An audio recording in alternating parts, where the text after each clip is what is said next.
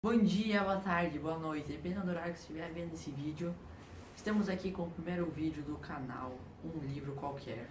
E neste vídeo iremos dividi-lo em duas partes. A primeira, com o nosso grande amigo Vitor, que ele fará um resumo da resenha do livro A Revolução dos Bichos, escrito por George Orwell, ainda não sei falar esse nome. E eu irei falar sobre a comparação e um pouco da Revolução Russa com o livro. Ou seja, Vitor vai falar sobre o livro, eu vou falar sobre a Revolução Russa e ainda sobre a relação com o livro e a Revolução Russa. Então, já deixe seu joinha aí embaixo, comente qualquer coisa, compartilhe com os amigos, família, nas redes sociais e fechou. É nóis.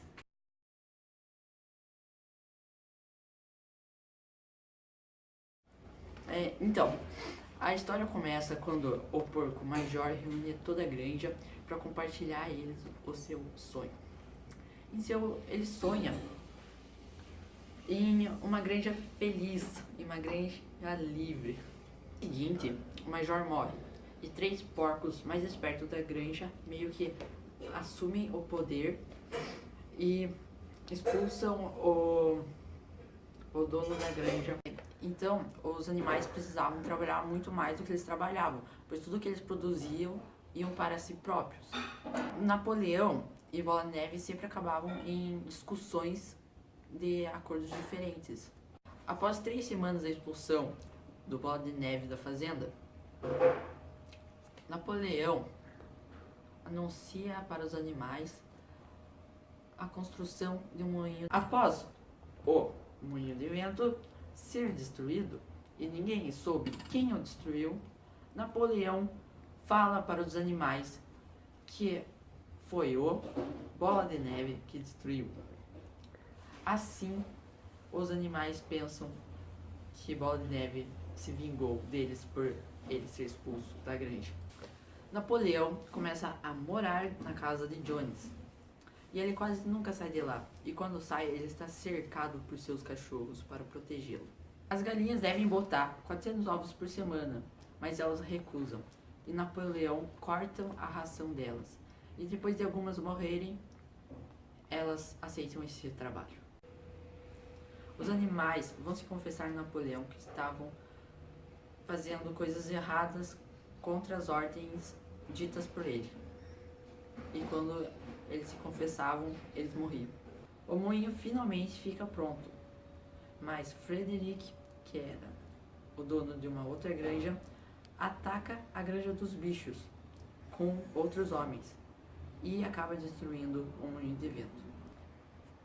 Começa a haver uma desigualdade entre os animais, pois os cachorros e os porcos acabam sendo mais privilegiados do que os outros animais. Os porcos chamam vários granjeiros para uma reunião, e durante essa reunião, os animais da granja dos bichos observam e não conseguem reconhecer quem eram os porcos e quem eram os homens.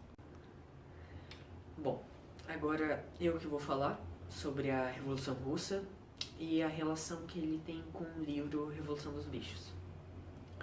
Para começar, na Rússia, antigamente, ela vivia não numa desigualdade, mas, por exemplo, todo mundo trabalhava, melhor dizendo, os trabalhadores trabalhavam demais e ganhavam pouco. E os líderes, os ricos, os nobres, eles acabavam ficando com todo o lucro. E isso tem a ver um pouco com o começo do livro A Revolução dos Bichos. Que, por exemplo, o Jones, melhor dizendo, os bichos do Johnny trabalhavam muito e ganhavam pouco. E se ganhavam ainda, era de má qualidade a comida. Assim como os trabalhadores na Rússia. E daí,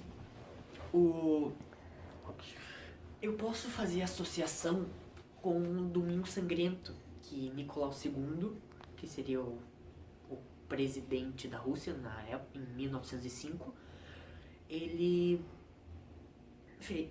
mostrou como posso dizer, a verdadeira cara dele, a cara violenta, a cara brava. Que daí seria um massacre, né? que daí faria associação quando Jones tentou recuperar a Granja pela primeira vez, mas acabou falhando. Só que na história da Rússia, Nicolau II acabou ganhando. Bom, em 1917, o governo de Nicolau II cai e Kerensky assume o poder. Mas no mandato dele não muda muita coisa na Rússia. E acaba que um homem chamado Lenin, ele e mais outros homens, outros trabalhadores russos, acabam fazendo um golpe militar, se assim podemos dizer. Não militar, porque eles... Bom.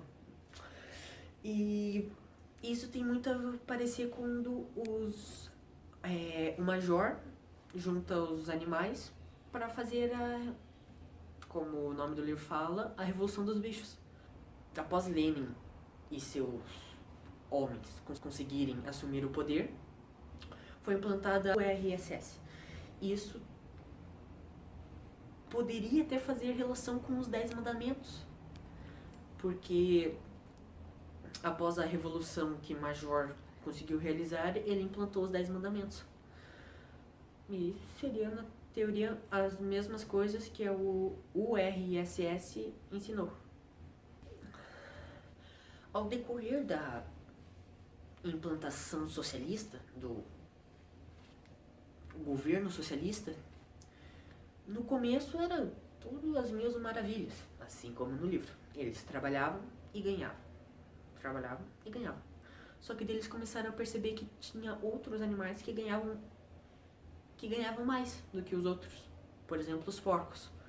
Os porcos, por exemplo, comiam mais do que os outros animais, mas sendo que os porcos não trabalhavam. Os porcos só mandavam. Napoleão havia roubado de uma cadela da granja os filhotes. E daí Napoleão treinava os filhotes como os guarda-costas dele. E isso a gente pode comparar com a KCG, que seria a segurança da Rússia. E por fim, eu posso falar sobre a rixa que Bola de Neve e Napoleão tinha com a mesma rixa que Trotsky tinha com Stalin. E é isso, galera. Se você gostou, deixa um joinha aí embaixo. Se achou que algo tá errado, comente nos comentários. Compartilhe nas suas redes sociais, fale para amigos, família. E é nóis. Tamo junto.